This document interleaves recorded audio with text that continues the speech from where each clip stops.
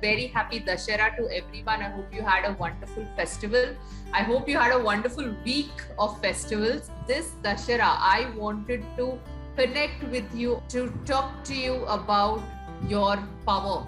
This festival is about owning your power, the different avatars of Durga Ma. Yes, she owns her power in every form. So we need to also own our power. That's why I thought I'd talk about this topic. What does standing in your power actually mean? This is something everybody needs to understand.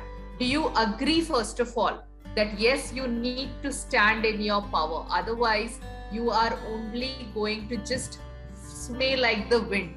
Yes, this way and that way, whichever way life takes you. You're not going to stand strong no matter how strong the wind blows in your life. Yes, we need to stand strong because the wind is going to blow very fast and strong on us. And if we don't stand strong, we fall prey for the small situations in our life. What are the things that we fall prey for? We often fall prey for the way people are around us. The way they are, we become like them. If they are not people who have strong ethics and values, we become people with not so strong ethics and values. If they are people who are constantly compromising and sacrificing, we also tend to become the same people. If they are people who are adjusting to a particular income and saying okay to it, even though they are not happy with it, you also become a similar person.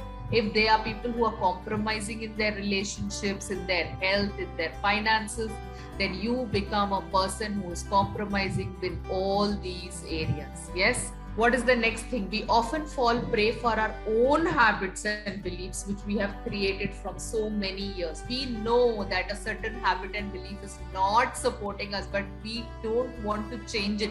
We are so attached to that belief. If we are eating unhealthy, the best example is if we are eating unhealthy, if we are in a habit of craving for something, some junk food in the evening, let's say at 5 o'clock.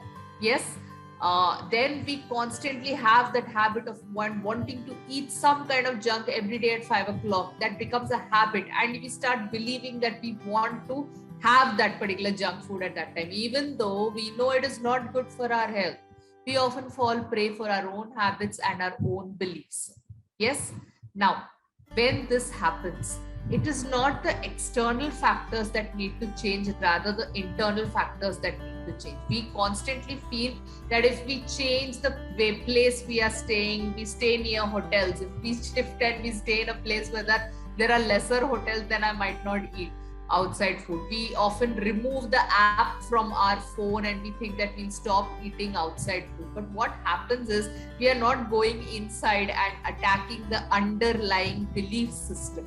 How do you attack the underlying belief system? One, by regularly focusing on consciously thinking about that particular belief in your mind and being aware of it. What we do, we avoid that belief and we try to keep it away, thinking that if we think about it, we will not want to do that particular thing. But what happens? Invariably, when it is 5 o'clock, we want to eat that junk food. Invariably, when we can actually perform better at work, we perform lesser. Invariably, when we can communicate better in a relationship, when we can have an amazing relationship, we by purpose compromise. Yes, out of habits and beliefs. All right. So instead of avoiding and keeping that belief or that habit away, look at it in the face, look at it in the eyes, look at it as it is and consciously be aware of it. And the second thing that you can do, meditation, which will help you release that habit or that belief. Sit and focus on that habit or belief. When you focus on it and then question yourself this big question, what do I really want to believe in? Is this the habit I really want to believe in? Is this the belief that I really want to believe in? Or is there something else?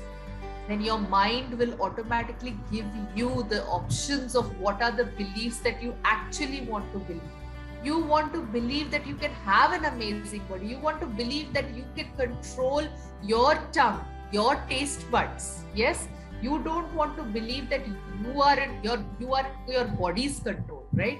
So you need to sit and meditate. And once you get aware of those habits and those beliefs and you shift your focus to those new beliefs, every day sitting and questioning yourself during this meditation time actually helps you shift that particular habit, that particular belief, that particular lifestyle. I hope you guys benefited from this session. Thank you so much. That's it from me, Madhvi Raju, your complete lifestyle coach.